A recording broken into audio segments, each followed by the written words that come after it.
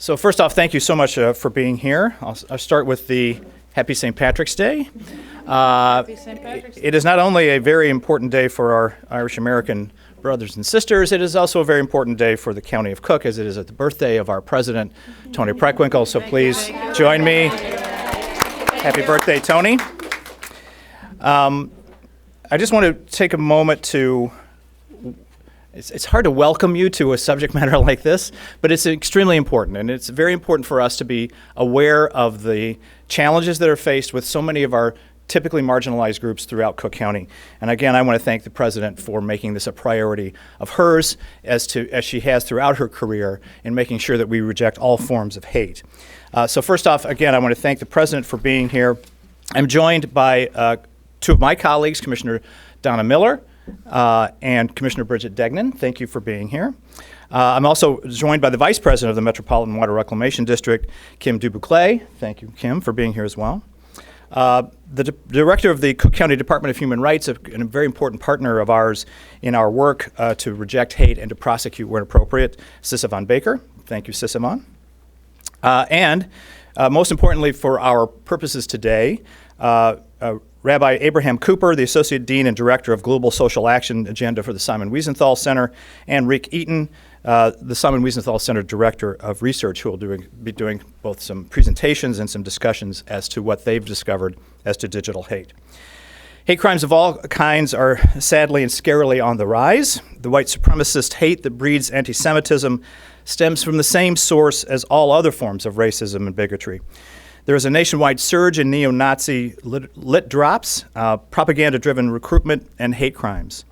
I know firsthand how this works because about a year ago, I received a packet of anti-Semitic literature on my driveway, and I am Catholic. But I also thought to myself what the reaction was of my Jewish brothers and sisters, neighbors and friends.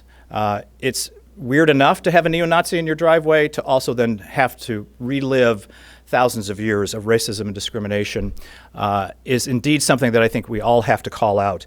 And I think that their purpose may have not been to call this out, but that is exactly what they accomplished by doing that here in Cook County. The Digital Hate Report Card is a horrible reminder that people hate and will use every means to recruit new members to expand their violent ends. We must address the methods of outreach, organizing, and fundraising, which is increasingly online. The report you will hear about today will spotlight the ways the top 24 social media, video, gaming, music sharing, and marketplace companies fail to curb online hate. The impacts of white supremacy are wide-reaching, leading to divestment in communities of color, and, worse, calls for the extermination of those who aren't white, who aren't cisgender, are not hetero. Throughout Cook County, we have employed the Cook County United Against Hate. Our symbol is here behind us, very much a juxtaposition of the symbols of hate that we also must see. But we are committed to fighting against injustice, both online and off, through education, targeted investment, prosecution, and legislation. And I want to thank the state's attorney and the sheriff's office for partnering with us on these matters. We are committed to improving data collection, research, and reporting on white supremacist activities, and protecting communities by prosecuting hate crimes where appropriate. The Cook County United Against Hate initiative works to create and amplify visual, educational, and actionable ways to stand up against all forms of hate. Launched in 2022, you can go to www.cookcountyunitedagainsthate.com to pledge to Unite Against Hate, welcome all people regardless of their background or identity, and support tolerance and justice. Hate has no home in Cook County.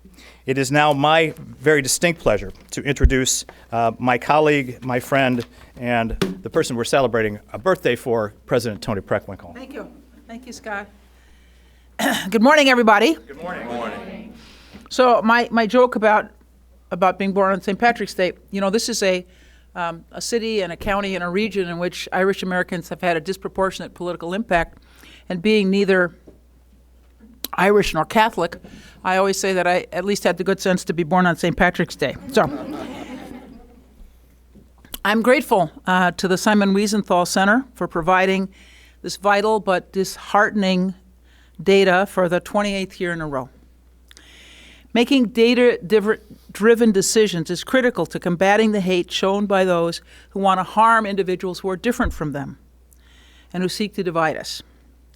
This information also shines a light on businesses that fail to lead and take action.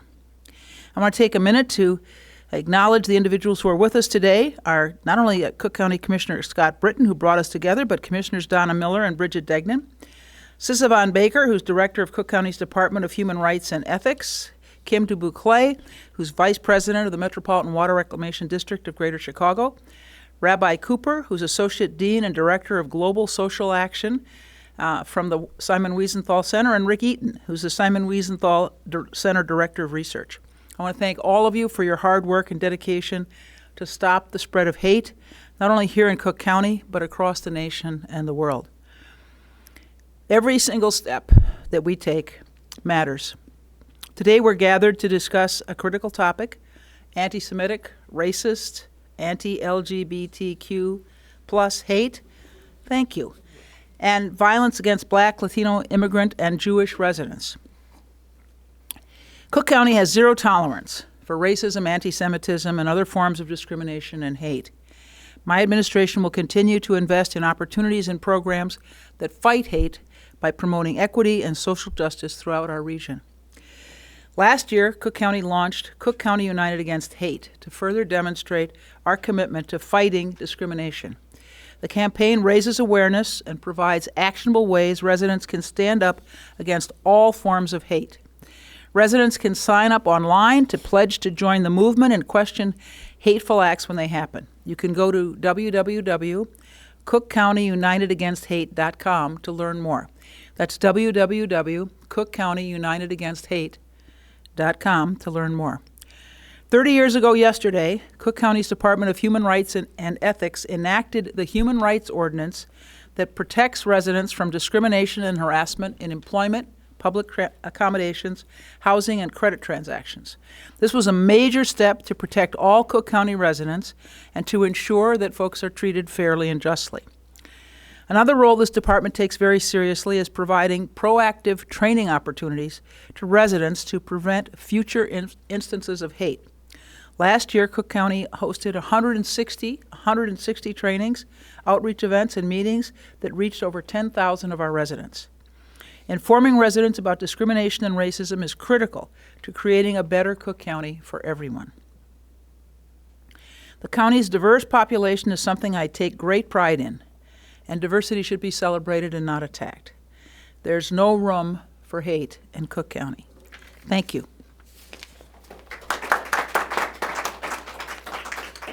Thank you, Madam President. And next, I'd like to call to the podium Rabbi Abraham Cooper, Associate Dean and Director of Global Social Action Agenda for the Simon Wiesenthal Center. Rabbi. Thank you. Thank you, Commissioner Britton, and happy birthday, and thank you for your leadership, Madam President. And to thank all the people, all the leaders who've taken the time to join us, and also to, in addition, recognize the Undersheriff, Marlon Parks, we've worked with now for a number of years, as well as, you can always tell if they're really in the back of the room, the CPD office, Officer Roger, who's here, Roger Heath. The Jewish community in Chicago knows him because whenever there's a hate crime, this is the person who liaises and reassures the Chicago Jewish community. I think a way to sort of frame what we're doing today is to refer to a report that the FBI put out 4 days ago. Now, there's a lot of criticism in the FBI in the area of hate crimes because they're notoriously slow, and there is no national support system for the reporting of local hate crimes. So what I'm about to tell you is actually underreported status of hate in America.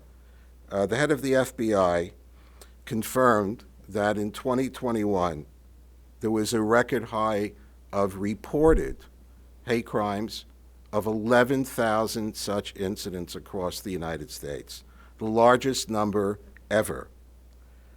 There were that was a 31% increase over the previous year, and that also includes, and why we're here and why it's so reassuring to us, because in terms of what works, we all have our differences, different faiths, different political orientations. It's all about debate and compromise. But one thing we need to be reminded about over and over again, to the bigots, racists, and anti-Semites, they don't care. They hate us all, and if they could, they would do us all in. Anti-black hate crimes rose 14% to 3,277 incidents. Anti-Asian bias incidents jumped 167%. Anti-Jewish, increase of 28%. Anti-gay, 40%, et cetera, et cetera, et cetera. So in some ways, the daily work of looking and compiling all of these examples is very, very difficult to do. But the underpinning is, and the good news is, thank God we're in the United States of America, where Orthodox rabbis can also celebrate St. Patrick's Day in Chicago. We're a flawed democracy. We've got big problems everywhere. But I'm also the vice chair of the United States Commission on International Religious Freedom. Trust me, we're not doing such a bad job. The problems around the world, including in democracies, dealing with hate and the abrogation of rights, we just have to look at the women in Iran, is a huge global problem. Today's presentation for us is really about accountability. In a few minutes, we're going to turn our attention to that report card that's behind us, and my colleague, one of the world's leading experts on online hate, Rick Eaton, will share our annual report. And we have, I would say, 5 basic takeaways. Number 1, if you have TikTok at home, you should get rid of it. This is nothing to do with China, not about politics. I'm talking as a grandparent and a parent. And here's the problem. It's a structural problem with TikTok. And of course, for most of us here, the adults in the room, we will never catch up to the knowledge that our kids and grandkids have about the internet technologies. But the problem with TikTok is it rapidly takes kids right down a rabbit hole of extremism, of hate.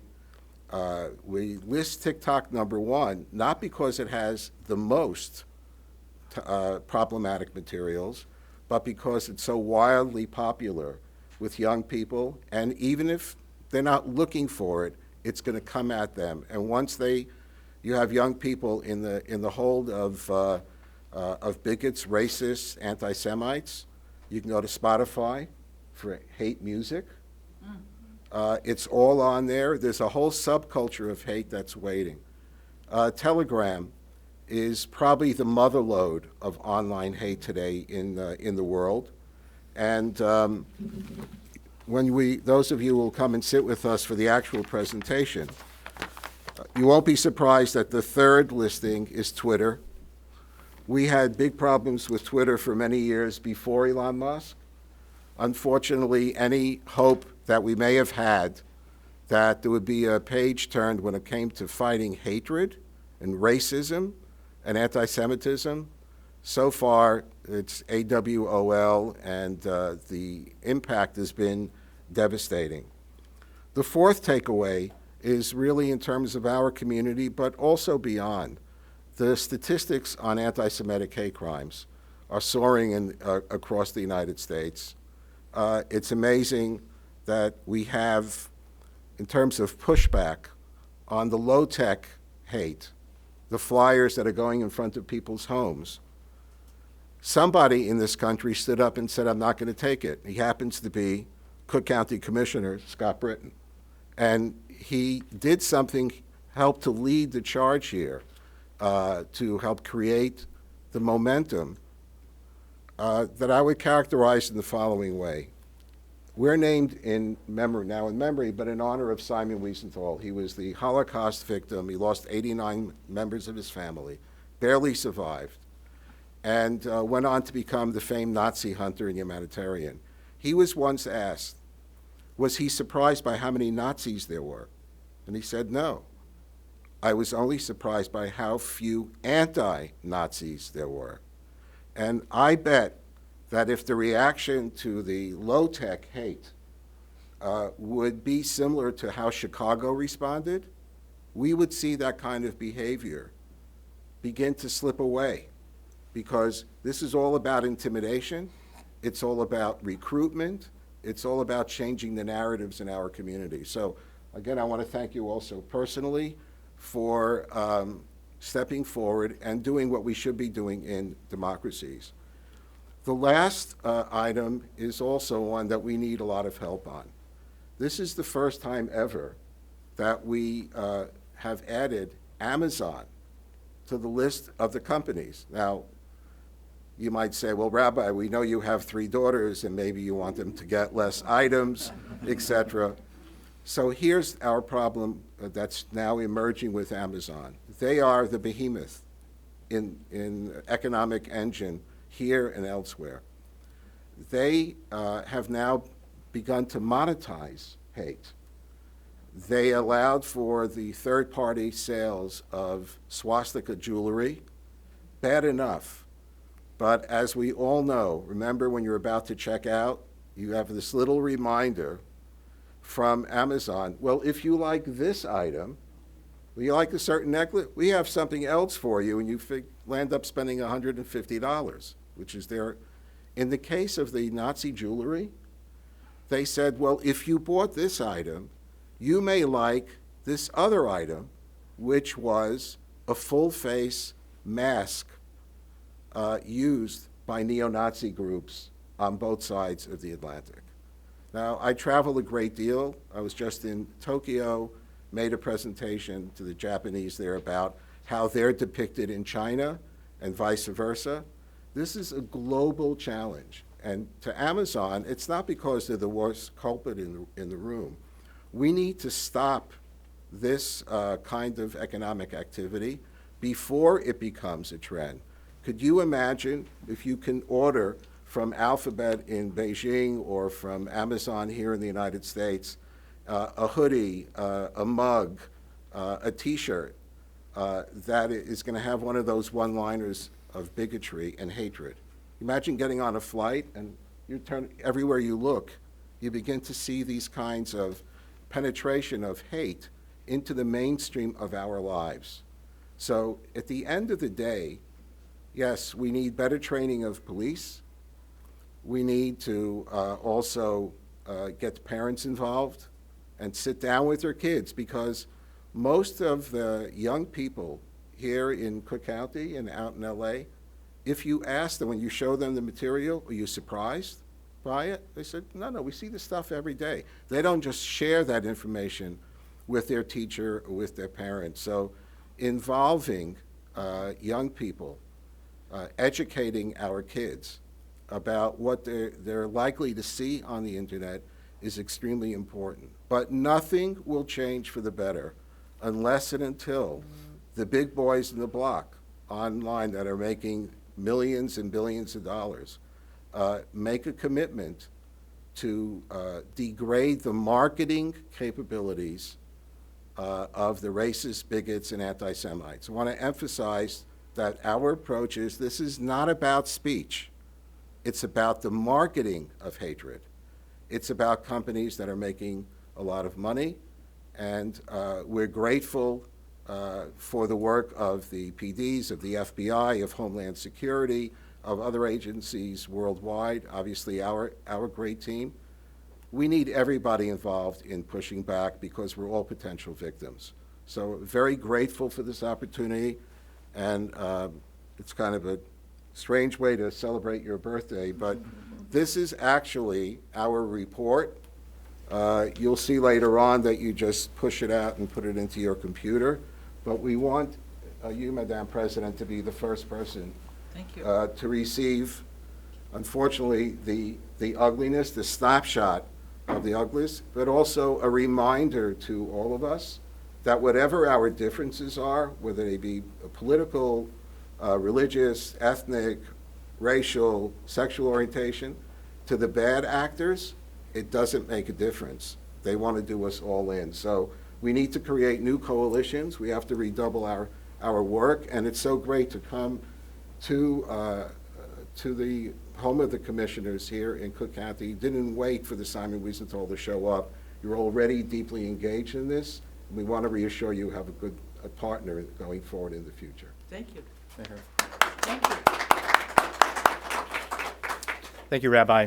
And one thing that I've noticed as we've rolled out the Cook County United Against Hate, the thing that really gratifies you is not only the outpouring of support which we've received from the faith community, through businesses, through our chambers of commerce, through our local, I don't know how many villages now in my district we've had adopt the resolution against hate, but also the partnership we've had with the Simon Wiesenthal Center, and particularly with Allison Pure-Slovan and Jacqueline Carroll, who have been great partners in this, and I very much appreciate everything they've done to make us look like we know what we're doing. And I do want to just take a moment to, if the other electeds wish to say a few remarks also on this very momentous day, I'd be happy to welcome you up to the podium. Go ahead. Sure. Go ahead.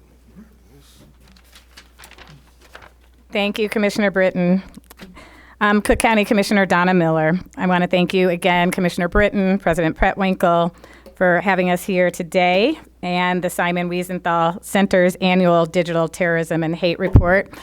So this is really important, and as an African-American woman, I certainly reject discrimination and hatred in all forms, which is why I'm honored to stand here today to support all communities that face hatred. Hate and the conspiracies and misinformation that fuel it have been proliferating across social media, as we just heard, gaming, and other platforms vilifying and threatening Jews, Jewish Americans, Asian Americans, African Americans, and the LGBTQ community, immigrants, and other minority groups. This alarming uptick in hate crimes and violence we've seen over the past couple years should be a call to action, and it is now that we're here today. The report is a sobering reminder that we must always remain vigilant about the forces of evil. Racism is a disease that destroys the hater as well as the hated. We must stay united against this disease and insist and hold those accountable in charge of these digital platforms to be responsible stewards of these powerful communication systems and not willfully allow xenophobic messaging and terror recruitment to proliferate. As a mom, I didn't even allow my children to have a cell phone until they were in high school. They couldn't play video games that had rated R, and they were the only ones sitting on the sidelines while all the other friends played those games.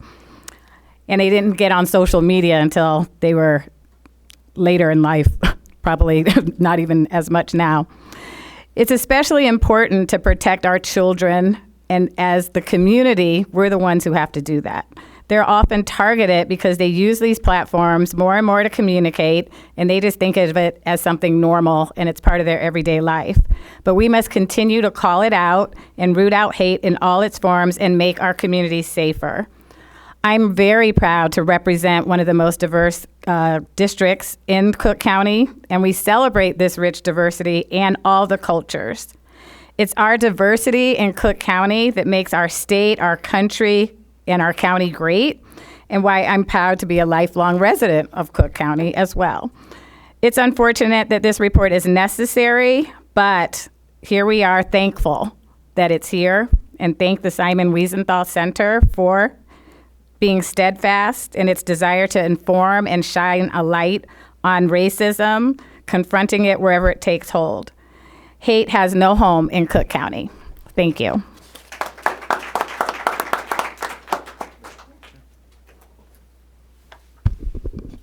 Thank you. My name is Bridget Dugnan. I'm the County Commissioner in the 12th District, which covers part of Chicago's north and northwest side. And I first want to say thank you to Commissioner Britton, President Tony Preckwinkle, and the Simon Wiesenthal Center for addressing this really important issue today. As President Preckwinkle mentioned, that she's very proud to represent a very diverse district. And as you just heard from Commissioner Donna Miller, she also represents a very diverse district. I represent Albany Park, which is the most diverse district, the most diverse neighborhood in the city of Chicago. And I just have, one personal story to tell. I have a son. He is 17 years old. He's taking U.S. history. He's excellent at math, not so much U.S. history. So we sit and we've read the entire book. And what I have noticed is that the propaganda, the messaging across Europe, across Russia, across much of the world in the 1920s started as a slow burn. And it accelerated so much so that many people didn't notice how bad it was getting until the 1930s. I see that same rhetoric. I see that same language online, in merchandising, in our kids' mouths all the time. So much that they don't notice it because they are 13, 14, 15, 16. They don't have the perspective to look back and know what happened during World War II. So I say that staying vigilant about these issues is personal. It has to be personal to all of us.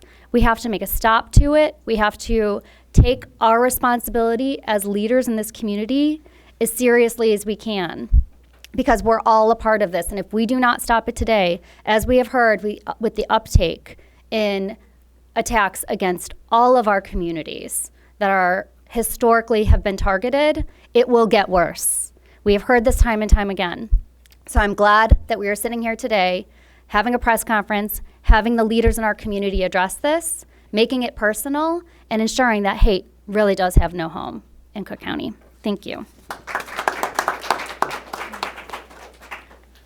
Good morning. My name is Kim Dubuclay, and I'm the Vice President of the Metropolitan Water Reclamation District. My maiden name is Neely, and I'm Catholic, so I guess I fit right into the state's tradition. I have a personal story as well. I got called the N-word for the first time in college. My son got called the N-word playing on the playground at school. So hate and the speech of hate has evolved from playgrounds to online, and it's proliferating and it's out of control. And as Commissioner Degnan says, it becomes more and more normal for our children.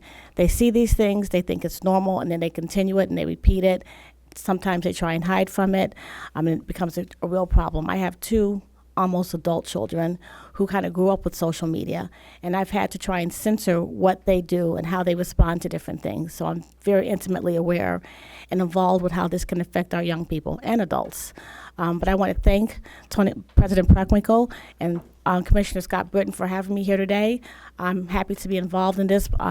Hate has no place in Cook County, and I want to continue to do all I can in my position to make sure that this program is successful and continues. Thank you. Thank you, Madam Vice President. So the next part of our program will be the presentation of the Digital Hate Report. We have seats over there for those who wish to stay and to watch that. We'll move that direction in the room. And again, I want to thank everyone for being here, and we'll begin the presentation shortly. Thank you so much. So good morning. Good morning. Have the cover, as you see, is kind of I saw it up in front as well. It's pretty much an equal opportunity hate visual, and it's one of the things that we stress in this report that we produce every year. We look for all forms of hate online, at all the ones that Rabbi Cooper mentioned with hate crimes and others. Any form of hate that we find, we put into this report. So this is our report card. It's also up there. You see Rabbi Cooper talked about some of these companies here. Very few get any decent grades. Probably Google, YouTube gets the best of the largest companies only because they've done a lot better than they used to, and they communicate with us and at least create policies and try to adhere to them. Not always, but then we've got the others. You have copies of the report card in your report. You may have seen this visual that was on Twitter just recently, portraying the governor as Adolf Hitler with a Hitler mustache and a Nazi flag in the background. And again, what's interesting about this account is still active on Twitter. TikTok, as Rabbi Cooper mentioned, this is just one profile here. What's interesting about this, all three images you'll see here are from the same profile, and you notice it's called stripy pajamas. That is a backhanded reference to the Holocaust. and you see mixing up the letters in Anne Frank and Snoop Dogg, pretty much letting people know what they think without actually saying it. And then this one, a reference to the Holocaust and portrayal of this meme here. The merchant Jew is one of the most unfortunately popular anti-Semitic images that we find all over the internet, but this on a lampshade. It's a lampshade from World War II. Lampshade. Yeah, the lampshade reference that Skin where the skin was used for making lampshades at one camp during the Holocaust. Also on TikTok, we see a lot about school shooters and others. On the left, you see Elliot Rodger, who killed 6 people up at the University of California, Santa Barbara. This is Adam Lanza, the Sandy Hook shooter. These are profiles that people will use these images and pretty much elevate these people to heroes. It was interesting that a report just came out from a news company yesterday saying, oh, these shooters are being idolized on TikTok. It's not news, people. This has been going on for a long, long time. On the left there, you see this is a profile that idolizes the Columbine shooters, Harris and Klebold. And then on the right is Brenton Tarrant, the man who 4 years ago this week murdered 51 people at 2 mosques in Christchurch, New Zealand. We see a lot of that, a lot of his image. This I put here because this is important. I think Rabbi Cooper might have mentioned this, but there's a song called Pumped Up Kicks, which we find all over TikTok. And unfortunately, although it's an anti-school shooting song, it has been used by shooters quite a bit. So this is actually a conversation on a site called Discord, where they're not only they're talking about this song, but they're actually discussing, well, does anyone have a plan for a school? What do you mean? And the guy says, what Eric and Dylan did, what the Columbine shooters did. They're actually talking about, well, maybe we should plan something. And Discord is a gaming site which has millions, tens of millions of subscribers.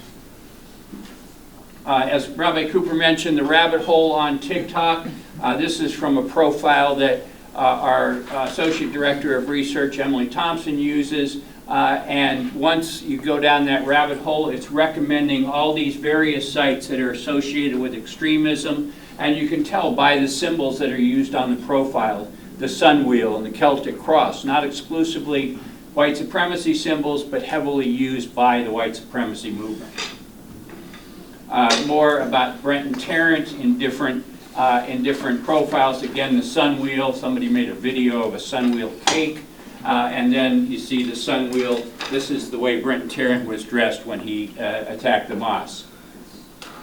So Telegram, one of the worst sites online, certainly for the volume. There are dozens of White Lives Matter, what they call channels on Telegram.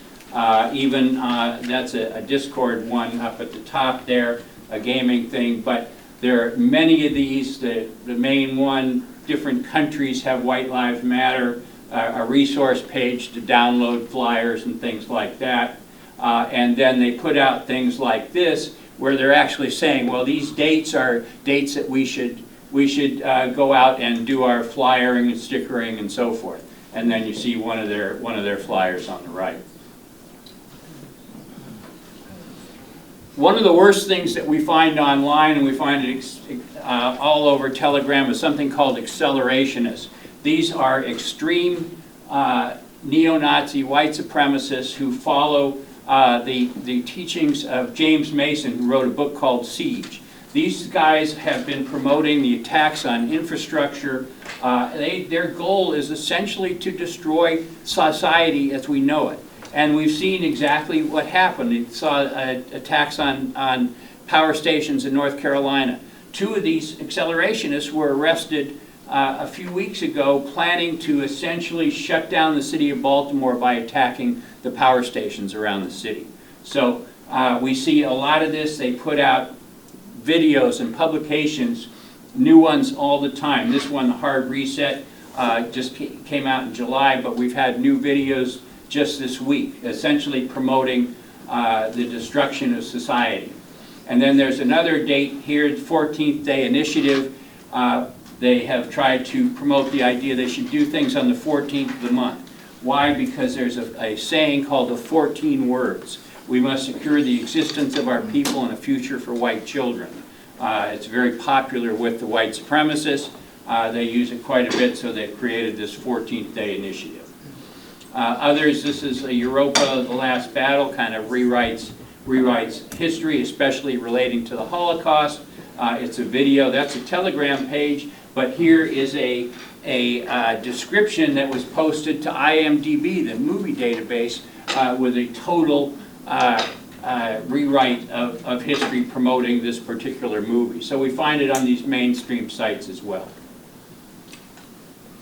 And then a couple more from Telegram. You see this one, Adam Waffen, Arab Division. The child there is blowing on ashes. Again, a reference to Holocaust and people that were cremated after they were murdered in the gas chambers. One of the things we see on Telegram is large networks, interlinked sites where they may have 20, they may have hundreds of different sites on Telegram. We follow in the neighborhood of 1,500 to 2,000 different pages and channels on Telegram, and there are new ones all the time. This is one from Telegram, just went online this week promoting terrorism. This is, they have a half a dozen videos, one actually recreating some of the shootings that have happened in Jerusalem with the cafe, and this one which is a video showing what the best ways, the most appropriate ways to kill somebody through a stabbing attack.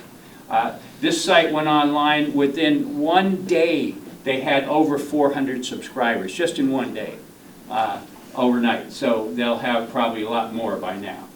Twitter, a lot of different things, as Rabbi Cooper talked about. You see on the left, you've got, how are these different things, banking and pornography and media and Hollywood and so forth, all connected. And you see it's connected by the Star of David there. Andrew Anglin, one of the worst white supremacist neo-Nazis in this country, he was deplatformed after Charlottesville. He got back, he's been back on Twitter and still there. Here's just a couple of the postings defaming women on the left, and then actually photoshopping a picture of George Floyd into the image on the right.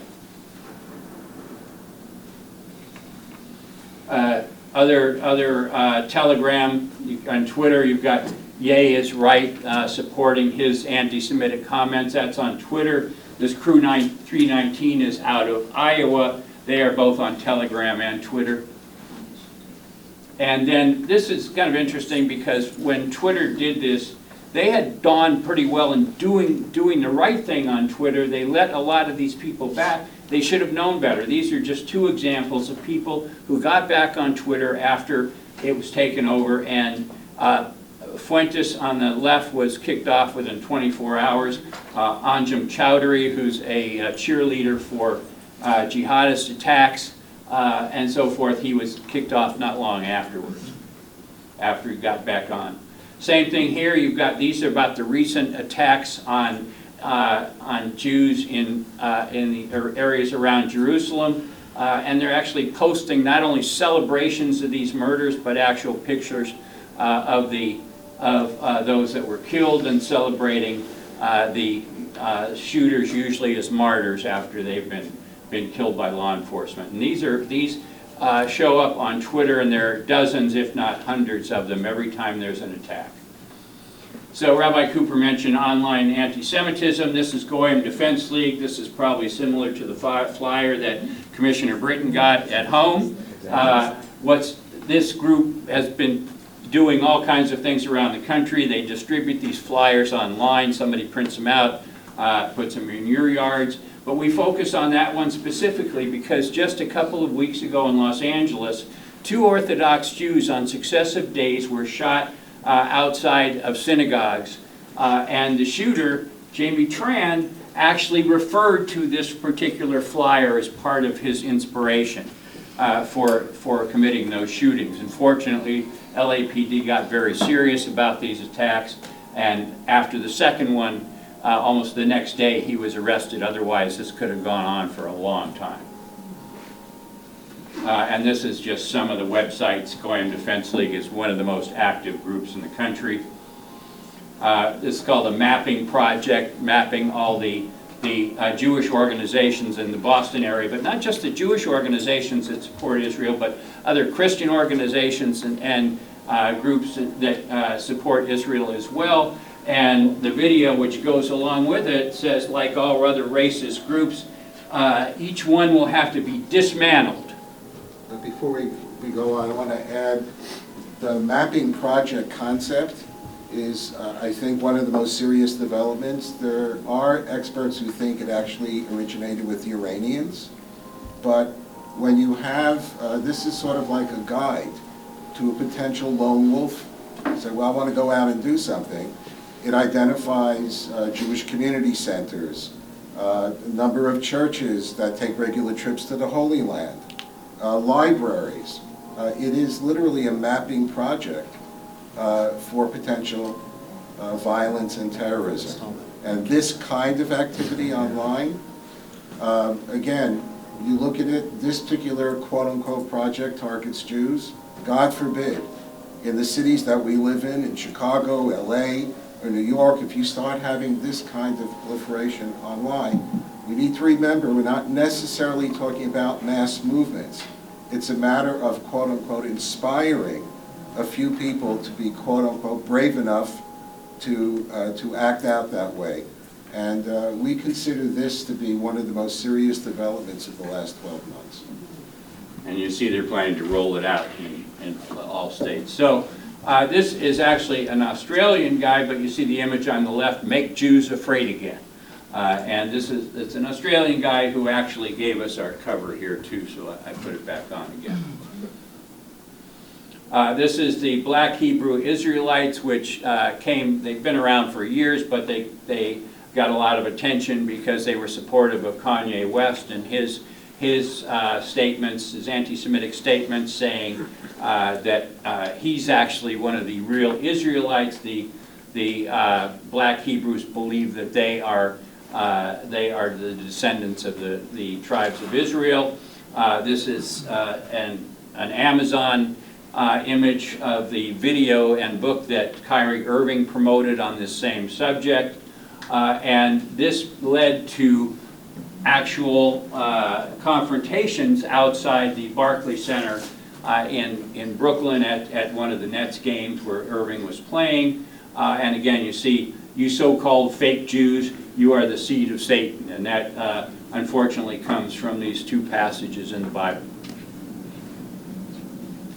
Monetizing hate, as Rabbi Cooper mentioned, Amazon and the swastika jewelry, but also recommending these skull masks, which are used by some of these accelerationists, the radical neo-Nazis, and so forth. And as Rabbi Cooper said, these are used on both sides of the Atlantic. TikTok, monetizing by, this is on the left you see a video that is minimizing the Holocaust, and then right afterwards you get an ad. This is the whole progression of, there's a Nazi march on the left, which eventually just rapid fire, it leads to various things, including an ad for an investment fund. Same thing, it continues on, guy in the skull mask there, and ends up with an ad for Fortnite, one of the very popular constructor games that kids use. Spotify, you wouldn't think that's a place where you're going to see hate, but people name these playlists and put songs on it. They're very popular like that. But for example, the one that's Brent and Terrence playlist on the left there, and then you've got white power, white trash, etc. So we see those. This is a game called Roblox, one of the most popular ones out there, a game for 8 to 12-year-old kids, and yet people are recreating scenes on there such as Waco. In the center is Brent and Tarrant, the way he was dressed on his attack on the mosque, and the Atomwaffen division, including with the skull mask again. So And then this is discussion groups on the same site, Roblox, where, you know, kids use it. They can actually get access to some of these, including, you see this symbol here, which is kind of a recreation of a Klan mask. And then places like archive.org, where people, sites that have been taken offline, they'll put all their information onto archive.org with virtually no disclaimer or anything like that saying this is for educational material, just being able to put this stuff back online even though it's been deleted from different platforms. So that's what we have to show you. As I said, there's something in the neighborhood of 700 to 800 sites on our report. It's interactive. You go onto it, you can look at different categories, geographic, terrorism, and Can you read out the Yeah. address, please? oh, If you want to see it online. yeah, you can also go to the website digitalhate.net that has been updated now with all the new information that we've released today. As I say, it's interactive. It has different categories. We'll actually show you the material that we find. So if there's any questions, I'll take those, and we do have more copies of the report if press or media need it.